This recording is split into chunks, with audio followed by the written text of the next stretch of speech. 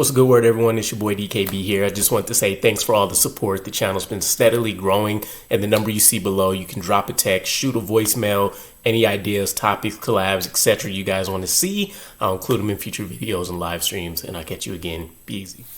What's a good word, Jets fans? It's your boy DKB here. I wanted to talk about our offensive coordinator position that's still vacant, and it's reminiscent of our head coach and general manager search, where it feels like the franchise is at a place where they are more than comfortable taking their time to feel like they have nailed the best possible hire that they have a chance to get.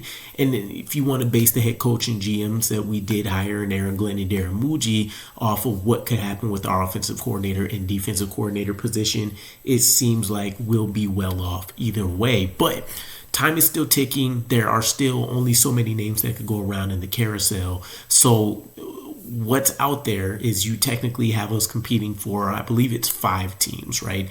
It's the Texans, the Raiders, Saints, 49ers, and Bucks, who all have an open position to fill still. And there's some overlap in some of the names that are out there, right? Probably at the top of that list is going to be Nick Caley. Now, he's been connected to the Jets here for quite some time, I feel. And his name's cooled off, in my opinion, at least in terms of the being in a main hire for the New York Jets, and I don't think it's for lack of any interest on either side. I think it was actually reported that Nick Caley would be open to it as well, but he's already had a couple of interviews. I think he just finished up with the Texans the other day as well, and so I think when you just look at other teams in their quarterback situations or where they're at in terms of how they placed last year, playoff teams, different things of that nature, some of those guys just have a leg up, right? So unless Aaron Glenn is just an elite, superb salesman, it was always going to be a tough situation. But I did chat about the fact that Aaron Glenn has been quietly assembling a couple of names that you could feel really, really good about if you land either one of those. But it seems like we're kind of coming full circle back to this idea of tapping into the Lions organization, and in this case Tanner Engstrand, who's the passing game coordinator. There's heavy interest in him, right? In fact, it's been reported in multiple circuits now that not only is he on our radar, we're in serious talks, and it almost sounded like maybe to the degree that we're trying to figure out what a contract for him looks like. But to my knowledge, we haven't brought him in for an official interview yet. But his resume is one to that you could fall in love with and start to appreciate, right? Former quarterback. So the idea that I tossed out there before, that you have Darren Muji, former QB, and then the idea of hiring your OC, who also has former quarterback experience, and kind of being able to make those guys the main leaders of the discussions of what to do in the quarterback room under the guidance of Aaron Glenn and how he foresees this team and what they want to have at that position, right? But when you continue to dive into it, and I want to talk about his history here, but there was a couple quotes just to let you guys know in terms of the seriousness of these conversations.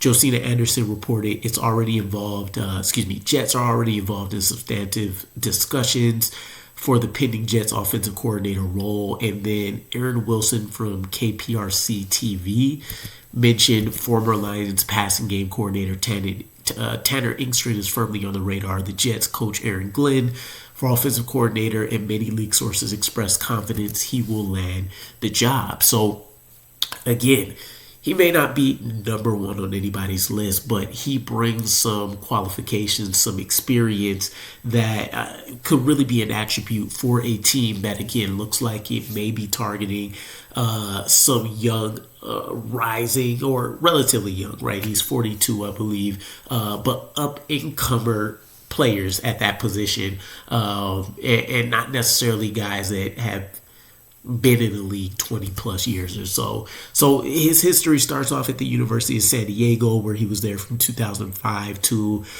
I believe 2017, 2018, played a few different roles: assistant head coach, offensive coordinator, quarterbacks coach.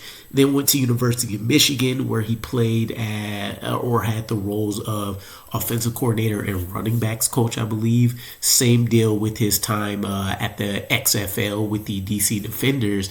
And then ultimately he's been with the Lions since 2020, working his way up from an offensive assistant to a quality control coach, a tight ends coach, and then ultimately the passing game coordinator the last 2 years. But again, more themes here. He's been around some pretty strong, great offensive minds. You look at Pep Hamilton, who's one of the premier guys, I would imagine, in the college ranks, John Harbaugh, Ben Johnson, and most people are probably going to be intrigued by Ben Johnson, right? Because that's where he's spent the majority of his time recently. And of course, looking at how Ben Johnson has transformed that. But Engstrand has been a vital piece of what that has looked like. And one of the things that stuck out to me was I got a chance to hear one of Ben Johnson's press conferences, and I don't know if this was part of his introductory or something post introduction wise, but he had a quote, and I'm paraphrasing here, but something essentially along the lines of what he wanted to see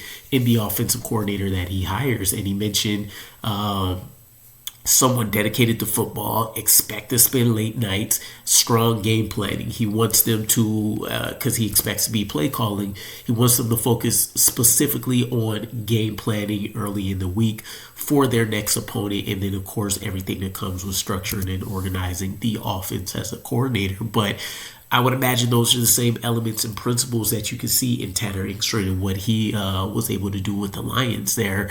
And even though he didn't get the position as OC for the Lions, I don't think that's for lack of interest per se. I seen a report out there that not Ben Johnson, but Campbell just wanted somebody that had more experience than what Engstrand currently had, right? And it is what it is at that point, but it's something that we can capitalize on. And so obviously, passing game has been superb for the Lions, but even when you look back to his time coaching the tight ends, they broke a record with him owning that piece as well, right? 3 different tight ends that produced a multi-touchdown game back in 2022, and that made the Lions the first team in NFL history to come away with that accomplishment. I think they also had 12 touchdowns as a collective unit that year. So he's a guy that I would say, again, has excelled in the roles that he's been asked to do. So I'd be extremely comfortable with him relative to somebody that's going to be a first-timer at that position. But when you think about who he's had the chance to understudy from, I think you feel good about him being able to put his own spin on the schemes that he's been around while still keeping some of the same aggressive but innovative principles from the Pep Hamiltons, from the Ben Johnsons, from the Harbaughs, and even some classic principles, right, that you love to see. So let me know what you guys ultimately think. Is there one way or another that you're leaning in this offensive coordinator race? And unless news shakes out tomorrow, there is another dark horse candidate that I'll be dropping a video on. So again, let me know what you guys think. I'll catch you again. Peace.